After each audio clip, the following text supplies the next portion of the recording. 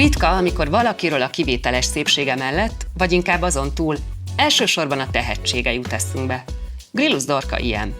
1972-ben született Budapesten, diplomáját 98-ban szerezte a Színház és Filmművészeti Főiskolán. Egy generáció hamar megismerte az Érzékek iskolája lilieként, később éveket élt Berlinben, 2010-ben pedig aranymedálydíjat kapott a Látogatás című filmben nyújtott alakításáért. Szerepeit szinte lehetetlen felsorolni. A mai napig az egyik legfoglalkoztatottabb magyar színésznő, akit folyamatosan láthatunk színpadon és a mozivásznon. A szépségről ritkán beszél önmagában, az Alapozóban azonban nem csak a rutinját osztja meg. Sziasztok, ez itt az Alapozó, én Morcsányi Elza vagyok, és nagyon örülök, hogy a stúdióban köszönhetem csodálatos vendégemet, Grillus Dorkát. Én is nagyon örülök, hogy itt lehetek veled. Köszönöm, hogy elfogadtad a meghívást. Én is köszönöm. Az első, ami eszembe jutott a szépségápolásnak a konkrétumaira is, mindenképpen rá fogunk térni, de hogy az elmúlt éveknek, vagy talán már évtizedeknek egy egyre inkább megjelenő pontja a gyereknevelésben, hogy ugye nagyon fel volt osztva, a fiúk okosak és ügyesek, a lányok pedig szépek, és hogy ez egy sokszor ilyen generációs probléma is tud lenni, hogy azt kérik a nagyszülőktől, hogy nem mindig a szépség és a csinosság legyen kiemelve a kislányoknál. És hogy neked a saját gyerekkorodból nem akarok feltétlenül meghatározó élményt, de hogy az, hogy neked van egy olyan, amit szépségnek hívnak, és hogy a környezeted téged szépnek tart, hogy ezzel voltak, mi volt igazából erre a ráismerésed, és hogy ez a te gyerekkorodban mennyire volt keretezve, tehát mennyire volt az identitásod része ez? Szerintem ez valahol genetikus. Tehát ez nem a feedbacktől függ, mert ha megnézed, minden kislány egyszer csak elkezd csillogós, rózsaszín ruhákba öltözködni. Mindegyik. És a fiúk nem kezdik el. Szóval ez valahogy, hogy így... Tisztelet a kivételnek, de igen. De hogy egyszerűen, és nem azért, mert valaki rákényszeríti, szóval, hogy én azt figyelem így a gyerekeknél, hogy ez a csajoknál valahogy elindul ez a körömlak, csillogós csat, rózsaszín szoknya, fodros-bodros, de és nem azért, nem ez a családi mintától teljesen független. És nálunk otthon ez kvázi Hűha, ezt hogy fogalmazom szépen, tehát, hogy nálunk ez nem volt szokás, érted? Sőt, emlékszem, amikor először valaki azt mondta, hogy de szép ez a kislány, és anyukám azt mondta, hogy nem kell neki mondani. Tök emlékszem arra a párbeszéd, én néztem, hogy én.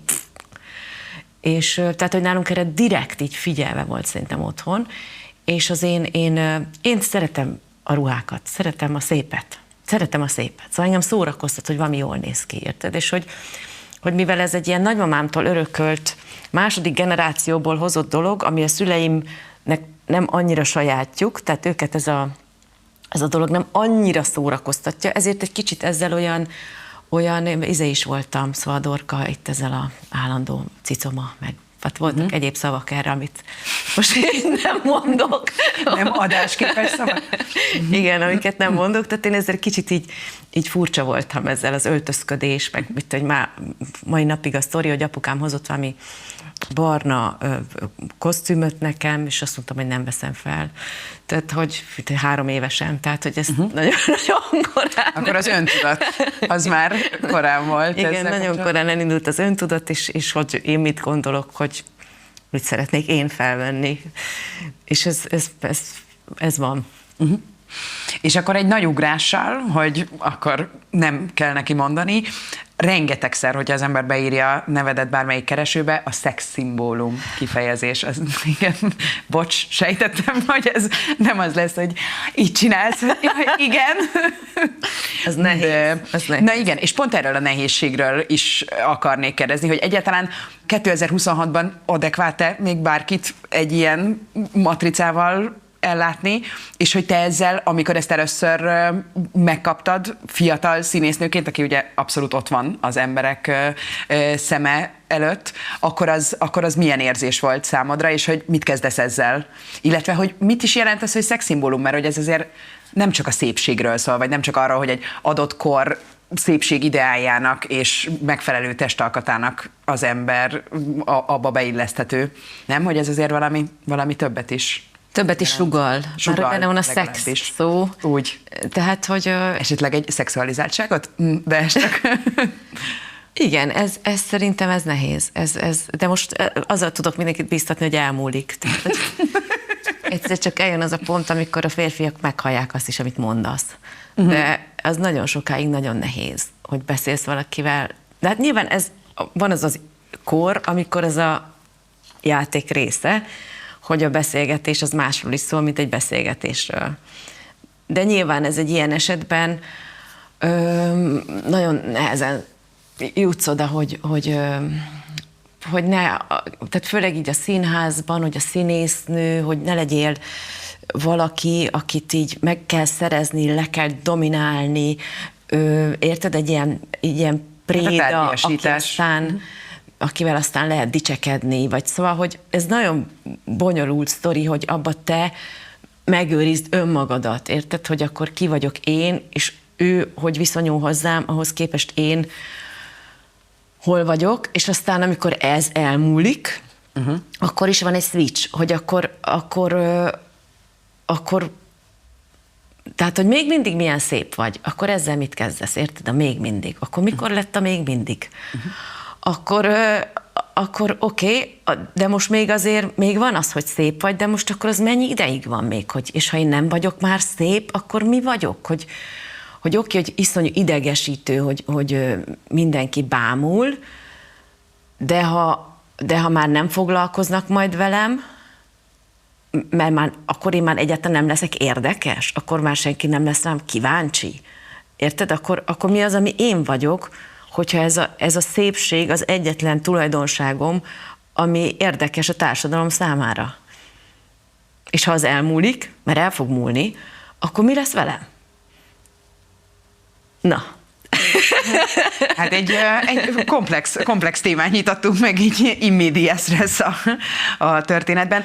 Igen, de közben pedig ugye behoztad azt, hogy lehet úgy kommunikálni, hogy nem a szépséged az, ami előtérbe került, tehát akkor azért itt van ez az érdekesség, illetve ezt mi általában a privát beszélgetéseinkben a patriarhátus és a férfi tekinteten keresztül értelmezett nők viszonylag korán megjelennek, mint témák, úgyhogy erről megismerik egymás gondolatait, azt hiszem.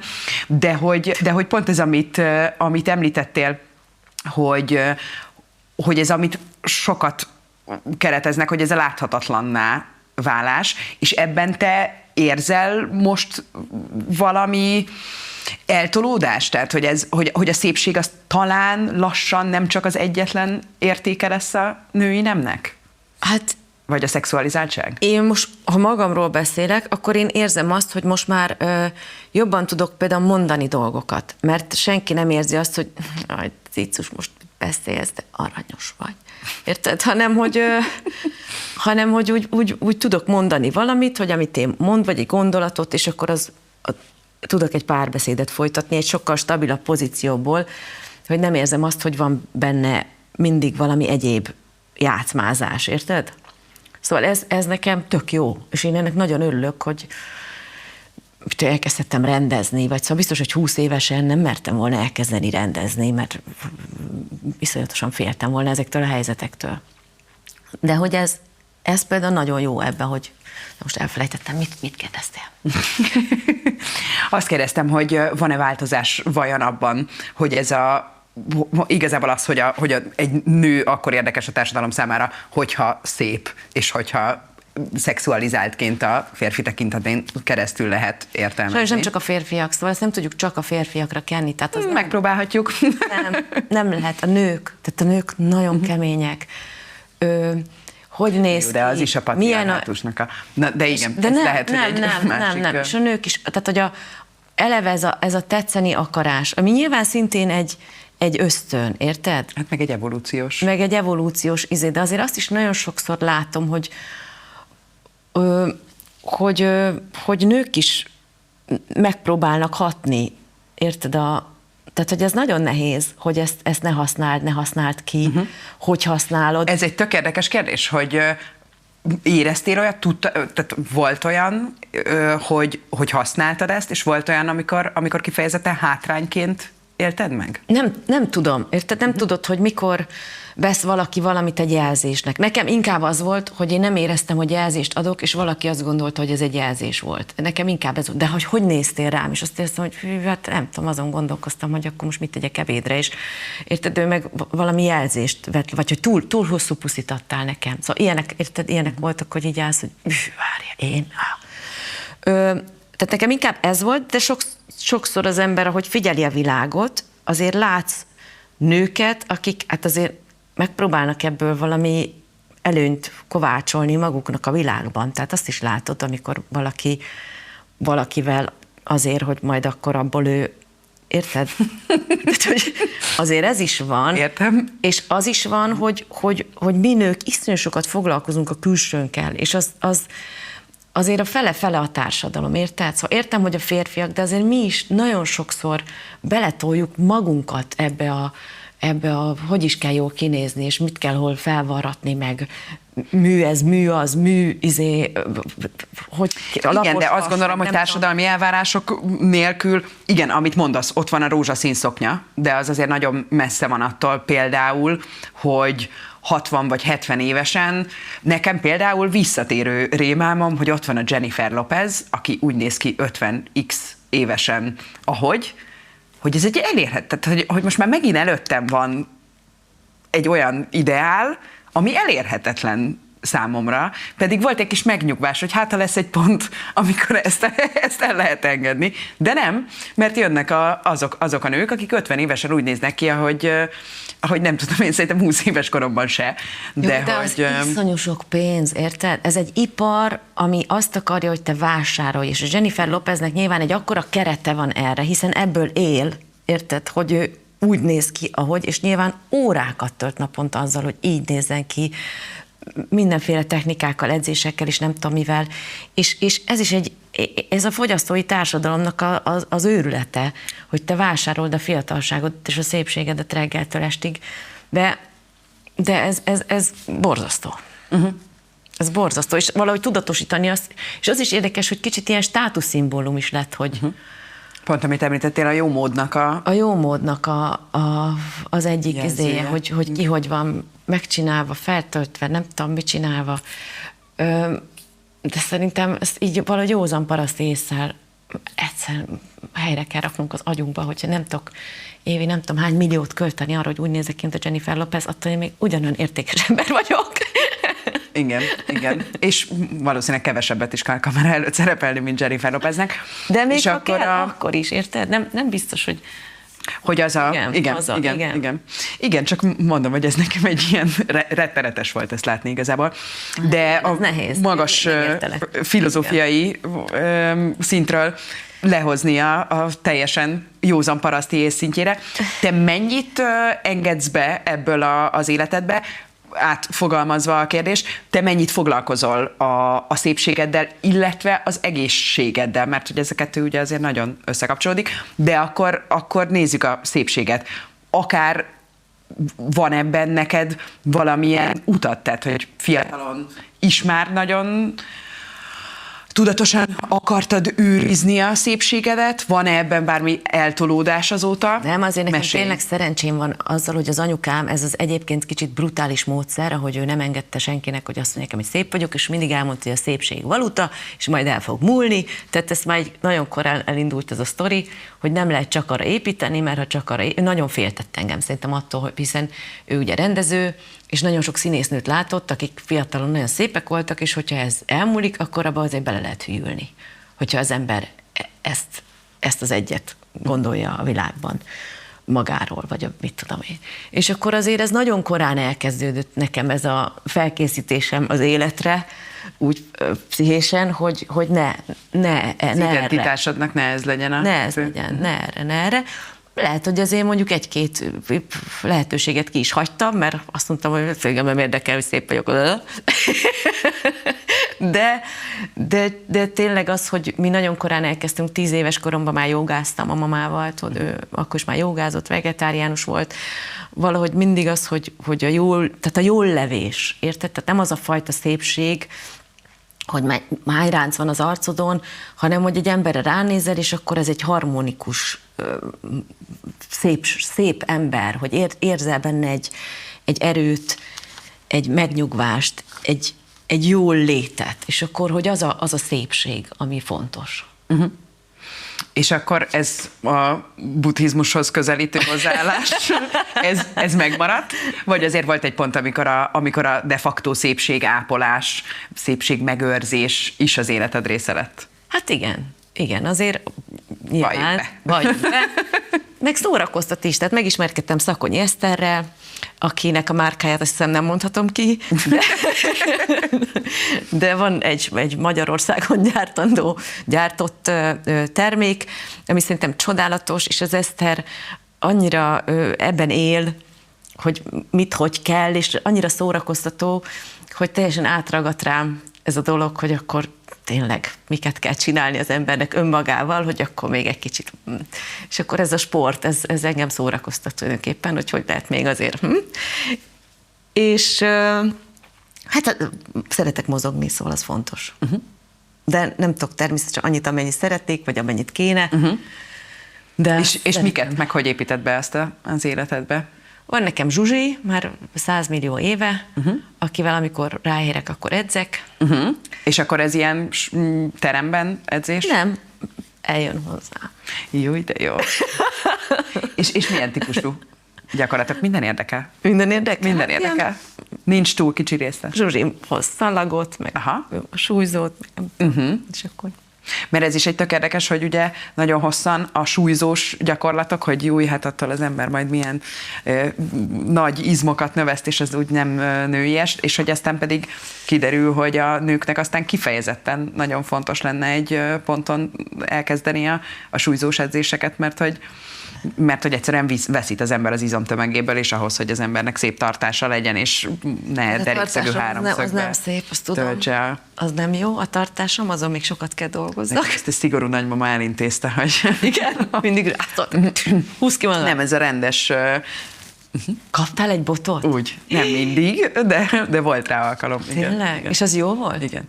Hát figyú, minden relatív. Ott tehát a helyszínen nem. Tartod magad. De egyenesen tartom magam, igen. Na, de nem, én vagyok. Igen. Szóval, hogy akkor ez tök jó pofa, hogy akkor ezek szerint szakemberek kezébe helyezed azt, hogy vezessenek az úton, hogy akár a testmozgás, akár a szépségápolásban mik a helyes állomások. Igen. Magadtól te fogyasztasz egyébként ilyen szépségápolás, meg edzés, meg ilyesmi tartalmakat?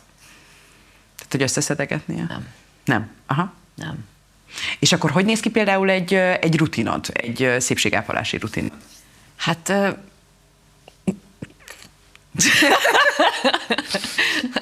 Most akkor ismerem Esztert. Hívjuk fel Esztert, egy telefonos segítséget kérünk.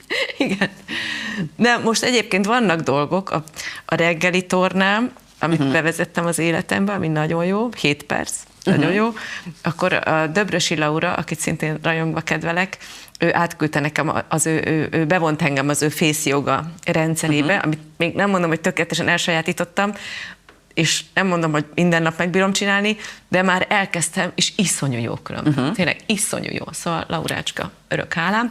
És ő például javasolja ebben a rendszerben a 100 fröccsköréses, hidegvízes arcmosás, iszonyú jó. Tényleg olyan jó. A rendszerednek is jó. És az Eszter most azt mondta, hogy azért hetente 2-szer radírozni kell, tehát most próbálok hetente 2-szer radírozni. és ez nehezedre esik, jól érzem ebből a sorban. Próbálok rákoncentrálni, meglegyen. És vannak az Eszternek fantasztikus ilyen maszkjai, amit szintén fel szoktam rakni, és az szuperek tényleg mindegyik. Szóval úgy látom, tök jó. Aha. És akkor te nem ragaszkodsz egy-egy krémhez, hanem amit Eszter éppen mond, akkor amit éppen mond, hogy most szerintem kéne még neked egy kis várjál.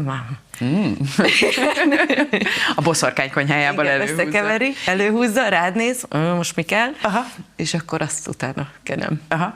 Tehát akkor olyan, hogy bemész valamilyen boltba, vagy látsz egy reklámot, és akkor arra úgy rá kívánsz arra a krémre? Nem, hanem ő a szellemi vezetőd a szépségápolás. Így van, és szerintem ez tök jól.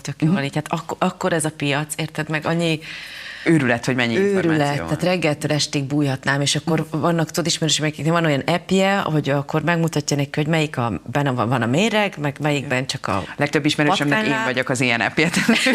Nekem küldik el, hogy figyelj, itt vannak ez meg ez, mivel tudnám kipótolni, hogy általában az a kérés, hogy olcsóbbat szeretne, de hogy ez meg ez a krém, úgyhogy igen, én ebben... Azt megmondja a meglehetősen ChatGPT is, sok. hogy Hát igen, de vannak emberek, akik még...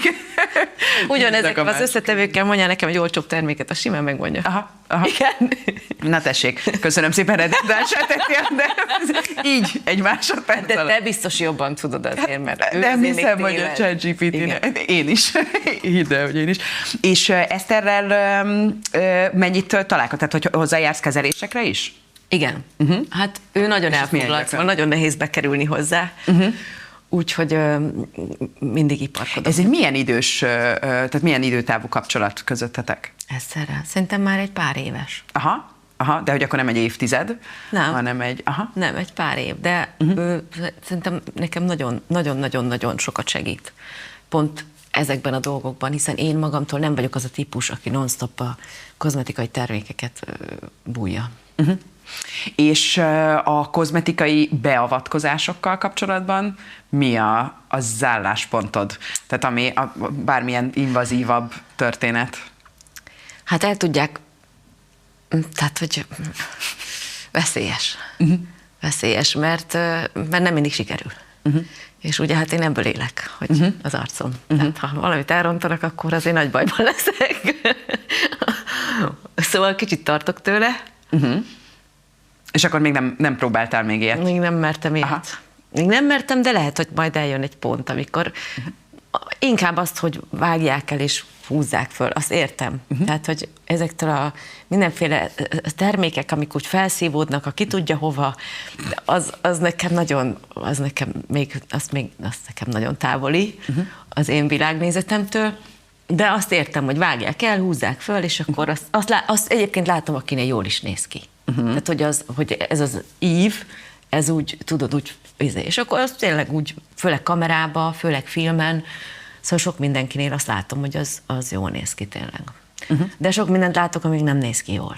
Tehát, hogy az is van. És a világ tényleg nagyon-nagyon, és ebben nem csak a férfiak ítélkeznek, de csúnyán megöregedett, B, úristen, hogy fölvaradta magát. Szóval, hogy Abszolút. Van sapka, nincs sapka, mind a kettő probléma. mind a kettő nagyon nagy probléma, és nagyon nehéz megfelelni az elvárásoknak, hogy ne töltsék, érted, nem tehet róla, hát túl töltik, hát nem ő töltötte túl, de azért leszedik a vizéről.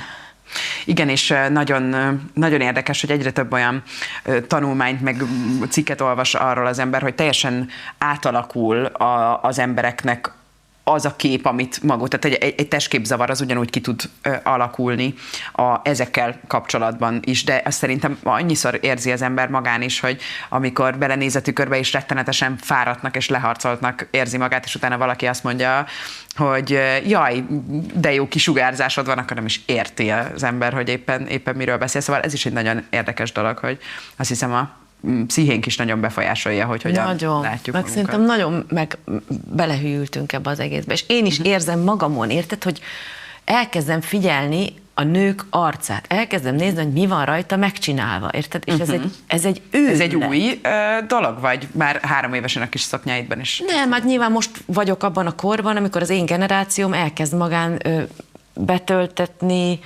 felvarratni, meghúzatni, érted? Most vagyok abban a korban, amikor ezek így jönnek, ezek a dolgok. Vagy látom a kortársaimon, hogy hűha, látom, és elkezdem figyelni, érted? Tehát ez is már egy őrület. Hát igen, és aztán amit az ember minél többet lát, annál természetesebb. Hát meg hogy nézed, hogy ki mit csinál, akkor ki néz ki jól, ki néz ki rosszul, Tehát igazából az néz ki jól, amit nem látsz. Csak az meg ritkán van. Igen. Hát meg már van egy pont, nem tudom, hogy a Kris Jennernek a csodálatos átalakulását te követte, de egyik pillanatról a másikra egy másik arca lett a nőnek, akiről pontosan jól tudjuk, hogy 60 fölött. Tehát, hogy nagyon, nagyon érdekes volt, de én is azonnal arra gondoltam, hogy ahhoz azért sok pénzt kell valószínűleg összegyűjteni, hogy az embert autó, lakás, gyere, felejtsd el. Hogyha az a cél, akkor ezt ebbe az... Most kezdjél gyűjteni. Úgy, hát sőt, egyébként már valószínűleg kellett volna, úgyhogy ezt a Kris Jenner-féle átalakulást ezt elengedtem. És beszéltünk arról, hogy mik ezek az irányok, amik ugye most már azért alapvetően a jó móddal összekapcsolódnak, de akár a drága krémek is, de ezek a kozmetikai beavatkozások azért végképp.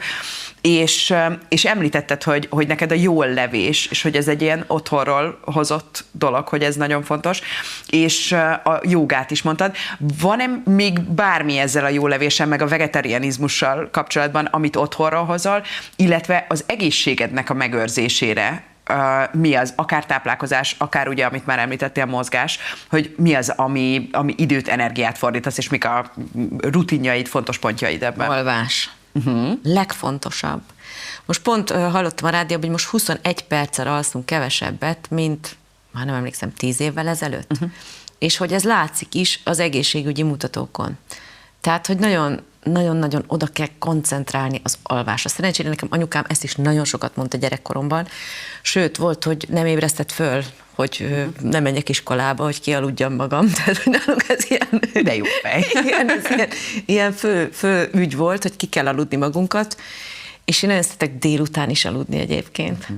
Legjobb. Az egy superpower, hogyha az ember tud. Superpower, tényleg, hogyha le tudsz feküdni délután egy fél órára csak. Szóval ezt nagyon alulértékeljük, és hogy mennyire megterheled a saját szervezetedet azzal, hogyha kialvatlan vagy, és meg a víz.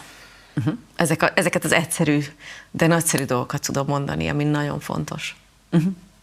Igen, egyébként arról is olvastam múltkor, hogy ez is tök érdekes, hogy ez a 8 óra, amit ajánlanak, hogy ez alapvetően férfiakra van optimalizálva, és hogy a nőknél abszolút inkább a 9-10 óra, ami lehet. Te ezt igyekszel elérni ezeket? Édesanyaként ezt gondolom, hogy hihetetlen könnyű, és így lehozható. Hát én lefekszem a gyerekeimmel aludni. Aha. Tehát az esti 2 óra, nem nézek filmeket, mert azt lehetne, amikor a gyerekek elalszanak, nekem az nincs. Én akkor lefekszem velük aludni, és elalszom.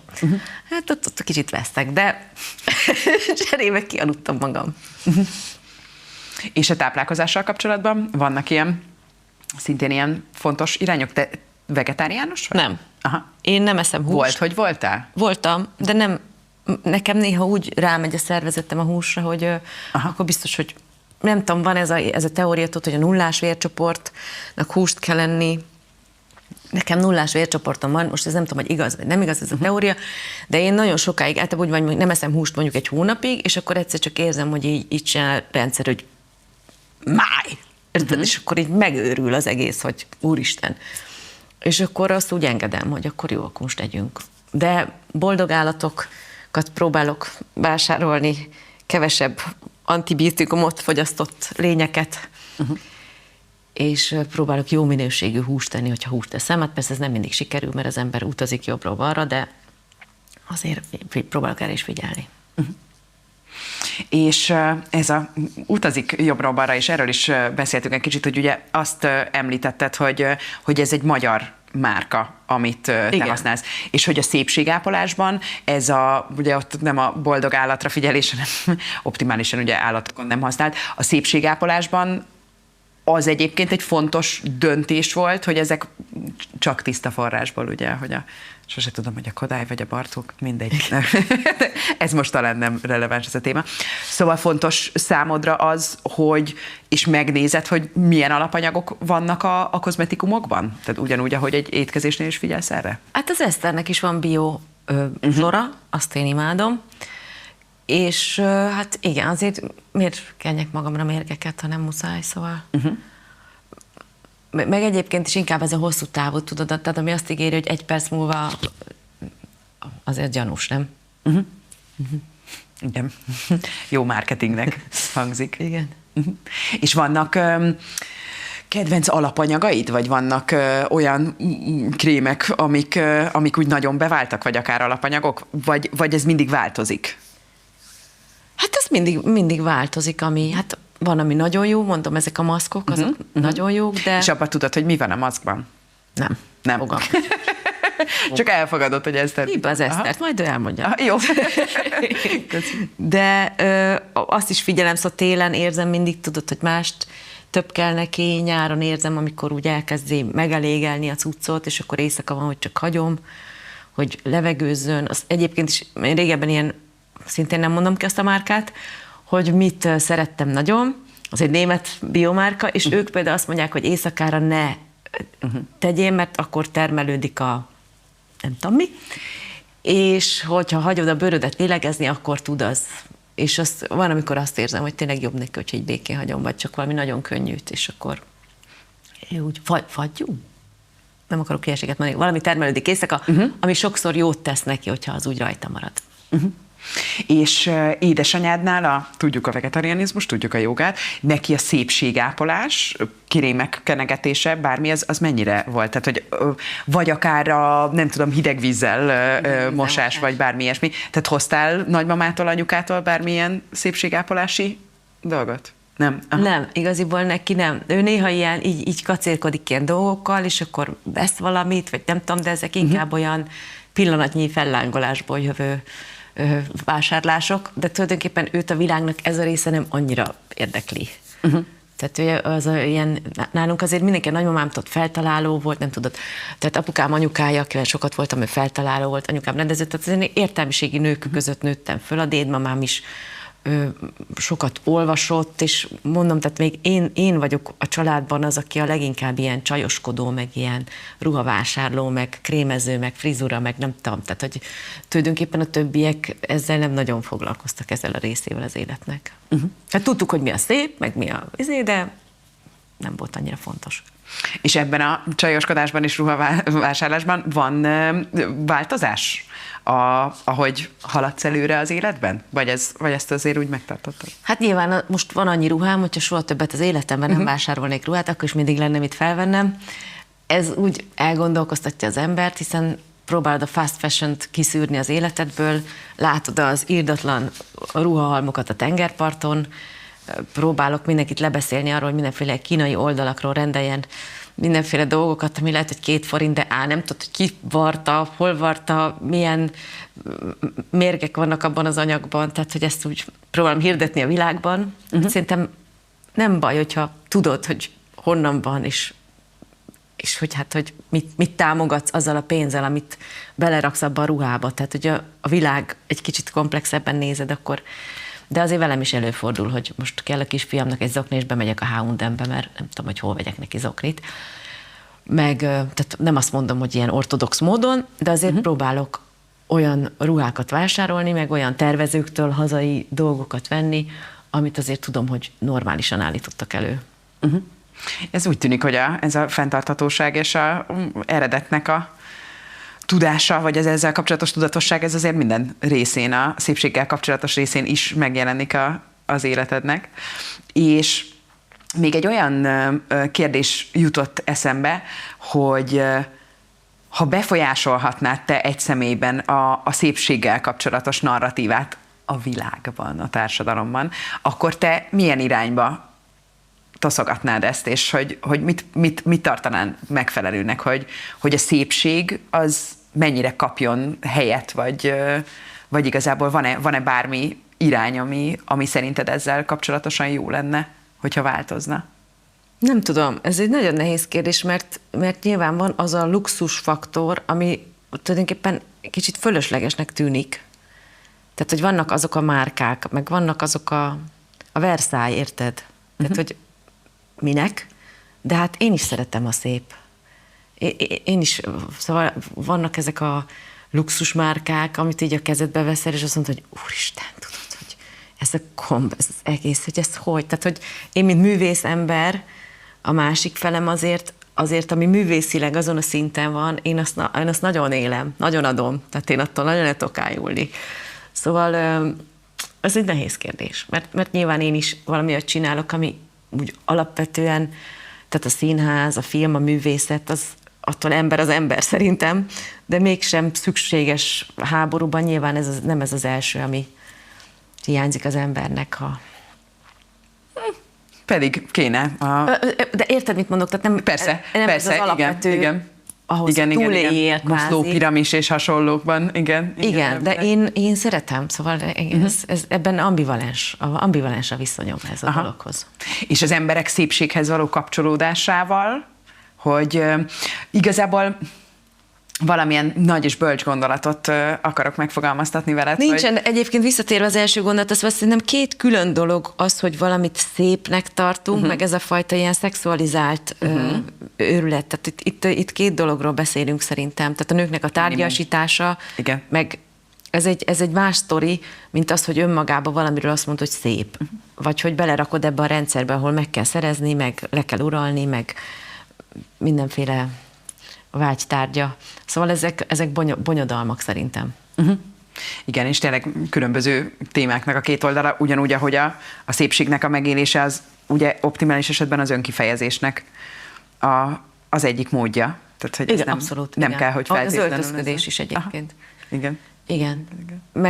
Meg azt is látom, hogy nagyon sokan látnak valamit szépnek, amire én azt mondom, hogy Jézus Mária, és akkor ők meg azt mondják, hogy hú, ez a dorka, ez nagyon furcsa. Tudod?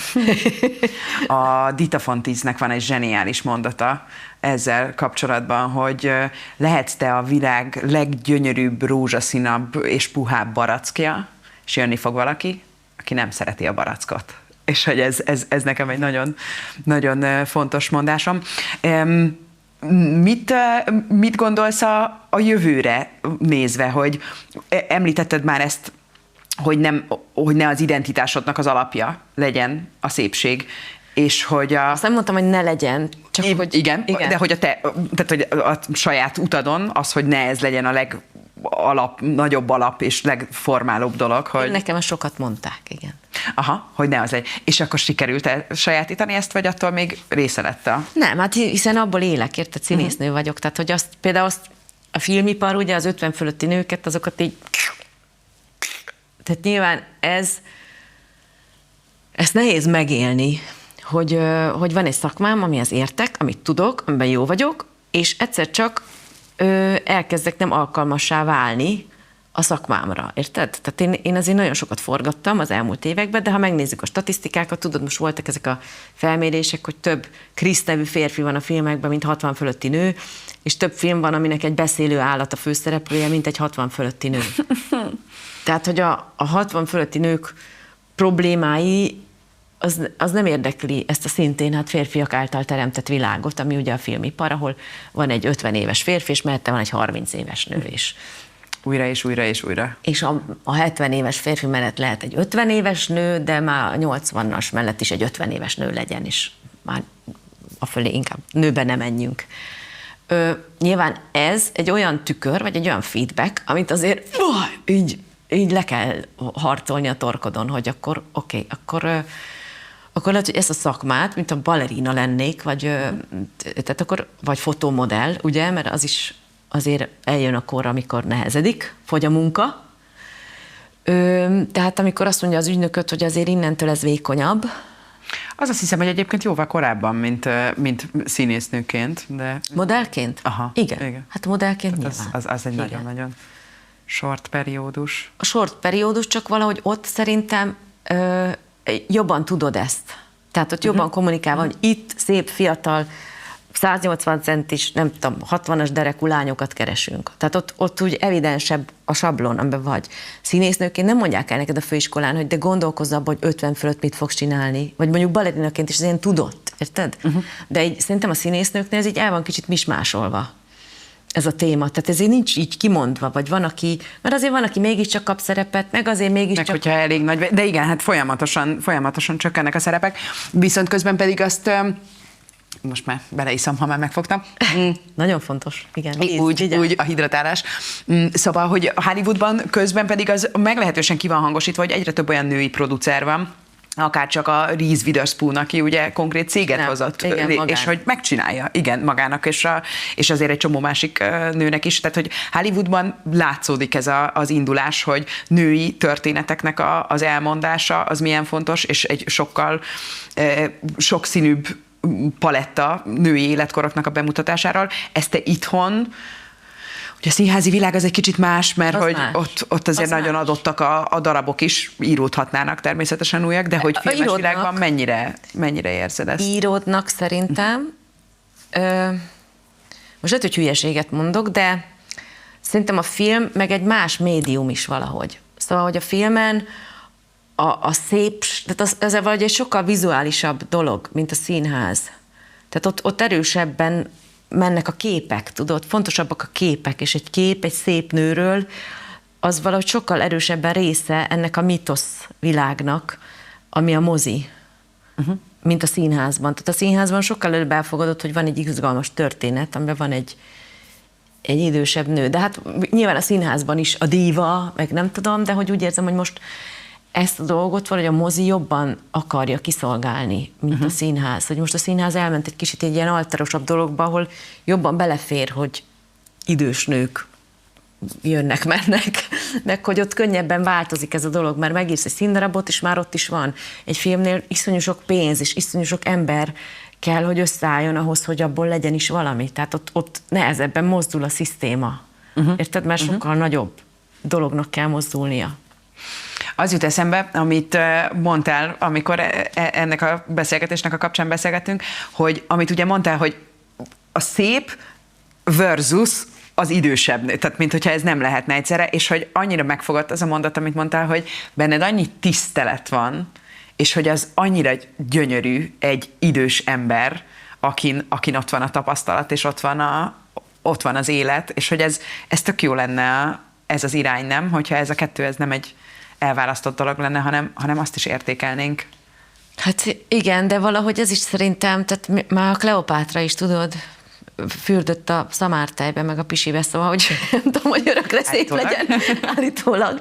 Szóval, hogy ez is valahogy, ez az örök fiatalságnak a üldözése, meg hogy az elmúlástól való félelem, szerintem azok is nagyon ősi ösztönök, de azzal együtt most már talán tartunk ott, hogy az agyunkkal mehetünk ennek ellene, és megláthatjuk a szépet egy idős emberben, hogy de szép.